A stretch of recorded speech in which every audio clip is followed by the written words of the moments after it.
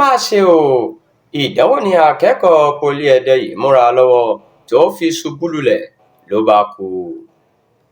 Bí èèyàn bá jẹ orí ahun tó bá dé inú ọgbà ilé ẹ̀kọ́ gbogbonìṣe tó jẹ́ tìjọba àpapọ̀ tó wà nílùú Ẹdẹ nípínlẹ̀ Ọ̀ṣun lọ́jọ́ Wẹ́sídẹ̀ẹ́ tó kọjá, pòròpòrò ni omi yóò máa jáde lójú ẹ̀. Akẹ́kọ̀ọ́bìnrin kan tí wọ́n ń pe orúkọ rẹ̀ ní Kọ́láwọlé Zainab la gbọ́ pé ó ṣubú lulẹ̀ tó sì gbẹ́mìí mì kí wọ́n tó gbé e délé ìwòsàn.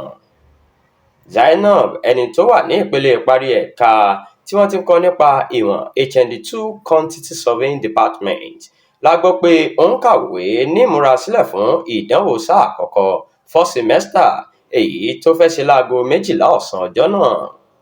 Ìròyìn gbọ́ pé bí Zainab, ẹni tó ti bímọ 3 yìí, ṣe ṣubú lulẹ̀ ní àwọn akẹgbẹ́ rẹ̀ tí wọ́n wà nítòsí yára gbé e lọ sí ilé ìwòsàn tó jẹ́ ti ilé ẹ̀kọ́ náà, ṣùgbọ́n aṣọ kò bá ọmọ yẹ̀ mọ́, ó ti gba èkùrùjẹ lọ́wọ́ ẹbọra.